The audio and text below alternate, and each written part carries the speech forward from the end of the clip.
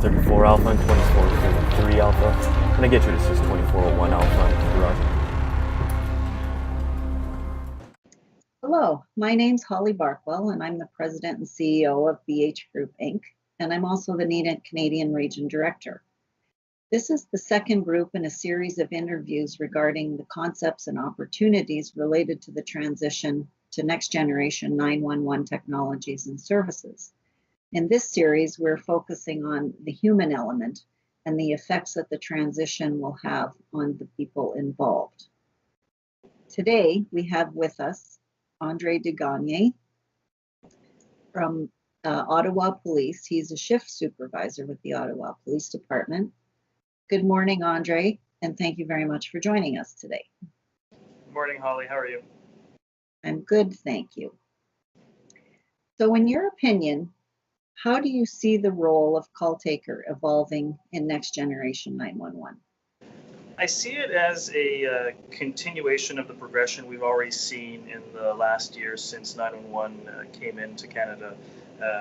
Basically going from the analog to the digital age, and as we move forward, maybe what we could maybe call a fully digital age. Our industry is very much responsible to our public and their expectations versus the other way around. As technologies are developed and become more commonplace, 911 must also integrate these into our policies, procedures. Basically, the quality and the type of service we deliver to our callers must evolve with whatever tools we have and people use in day-to-day life. This is very much an evolution that is driven by the public. It's already begun with the CRTC's decision creating a next generation 911, a bit of a headache for public safety agencies. There's no regulatory framework in Canada. There's no authority over 911. So basically, whatever the CRTC is mandating telcos to do, we have to run after that and make sure that whatever we're doing meets the expectations that the public now have of this. And in a similar vein, how do you see the role of emergency dispatcher evolving? Well, there's more data coming into 911 centers than I think anyone could ever have imagined when they launched it back in the 80s. So that means that there's an increase of information not only coming in at the 911 answering point, but also getting to the dispatcher themselves. As an example, I'm sure everyone that's watching this that works in a 911 answering point knows of people that are still there today that started when 911 came in and were dealing with two-way radio systems and maybe a punch card system to get the call information, or it was written on some piece of paper. Nowadays, just look at the explosion of GPS. There's GPS not only from the person calling 911 from a cell phone, but there's GPS now for maybe a batch of bait money that's taken during the commission of a robbery, or the officers' cars have GPS. We might be pinging a cell phone for someone who's in a suicidal or a missing person situation, and they just need help very urgently, and we can't use the methods that we used in the past. All of this information and all of these new systems that are developed mean that the person dispatching no longer goes, where is car 54? Go to this call. I'm done. Move on to the next. They also have to quickly, and I can't stress the quickly enough part, analyze all the information that's coming in, figure out what is pertinent, what do I need to tell the officers or the paramedics or the firefighters right now, what is superfluous, what can wait. So all of that information and the active juggling of it, I think that is going to be the biggest way that this is evolving. Thank you for that. When you examine the emergency call center environment, what impact do you foresee in the evolution of the role for human resources management? I think the biggest impact that we're going to see is when we're dealing with some staff, maybe some of the more senior staff at that point, and how they can adapt or can't adapt maybe to the new and changing technologies. If these employees have served for a long period of time and we've continuously over the years redefined or changed the description of their roles or jobs, what do we do with them now? I think we owe it to them for their years of service and their experience to keep them engaged.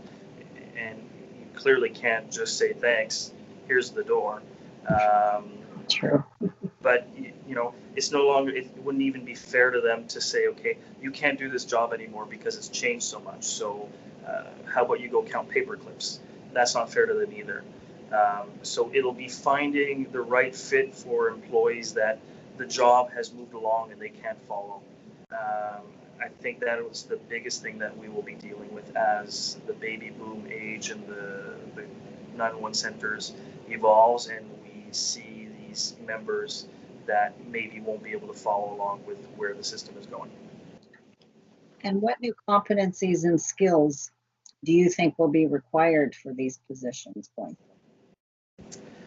Well, I think the most important skill that we are still looking for today and will continue to look for is, with all of these fast-paced technology changes, the ability that someone has to learn and relearn and relearn and relearn different things, because although there might not be the same push or the same trend for people to work in the same organization or in the same role for 20, 30, 35 years until retirement, these can still turn into very long careers, even if we're hiring people in their mid to early 20s.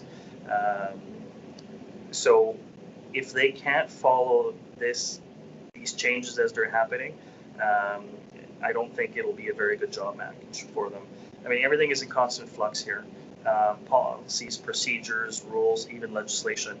If I take it as an example, the legalization of cannabis in Canada back in October 2018, I know for police services in Ontario, we didn't know what the provincial legislation was going to be on day zero when they legalized it, because it hadn't received royal assent. So I think as time goes on, you add all these technologies and the differing or changing demographics everywhere in Canada, that these will become the things that we deal with. Just go with the flow, try to figure it out as we go, because we will still be very reactive and not proactive. Okay. And what recruiting challenges do you see associated with Next Generation 911? I think one of the biggest challenge is the competition to get talented and qualified candidates to do this work. The workforce is becoming more and more competitive from an employer's perspective. And this is also compounded in 911 centers by the fact that we're competing with other emergency centers for the same staff. If you take police officers or firefighters or paramedics as an example, they generally will only go from one police agency to another, one paramedic service to another, or one fire agency to another, versus I could go and poach a paramedic call taker or a fire call taker, train them on my procedures and my policies. It's basically the same job, just asking different questions or in a different way. So it will be a little bit of an infighting between the different agencies trying to find the same people to do the job. And I think we need to be very mindful of and shy away from trying to do a two-tiered approach to emergency communications. Where we could potentially hire someone who maybe meets a lower standard or lower set of qualifications to just triage 911 calls, ask for police, fire, paramedics, transfer them to those call takers, and then move on to the next one. I think it will very much limit agencies if they start doing this, and if you pardon the expression, shoot ourselves in the foot in the long run. The expectation from the public and elected officials is that we continue to provide equal or better service with either same staffing levels, same financial numbers, or less. So I think it's the same everywhere. Do the same with less, and that's just what we're going to have to deal with. And how are you at Ottawa Police preparing for these challenges? I think like everyone else in the same boat we are, we're trying. But there really isn't a roadmap that we have to follow. There's no set guidelines. We very much like to plan, and there's not a plan I can follow. So add to this that everyone else either internally here or our partner agencies in the National Capital Region, we seem to be stuck in a very reactive mode, not a proactive mode. And it's not a good place to be in for Next Gen 911 when so many things are yet to be defined or decided. We feel like we're behind the 8 ball for sure. Okay. And the last question I have for you today is, what recommendations do you have for other agencies that are just beginning to prepare or who have not yet begun the process of change towards Next Gen 911? So don't panic. We still have time, not a lot, but there is time. I would strongly suggest that people reach out to NENA and APCO, educate themselves on what Next Generation 911 is, and also don't forget to engage their internal stakeholders, such as IT, telecoms, and don't forget finance, because you will need money for this, but also their external stakeholders, such as partner agencies, their elected officials. If there's a agency in your province that takes care of 911, reach out to them. They might be doing some work that you don't need to do. Review your deployment models as well, because Next Generation 911 might affect how you deploy your staff, how you handle calls, how you dispatch them. And don't lose sight of the fact that this will impact your members. I think the biggest thing we all deal with, and everyone in the public safety agency will agree, is change management is awful to deal with sometimes. It is very stress-inducing. There's going to be a lot of people that will jump to conclusions. So don't forget how this affects them. Keep them engaged. Talk to them as much as you can. And you know what? Sometimes you're going to have to tell them, I don't know, or it's not decided yet. But don't assume that they trust what's happening, because if they don't know, they can't trust. And really just make sure that you're communicating at all times with as many people as you can, internally, externally, laterally, up, down, because this isn't decided exactly what Next Generation 911 will be. So be part of the discussion so you can mold what it will end up being. Thank you, Andre. You've given us some very valuable information to think about. Thank you, Holly.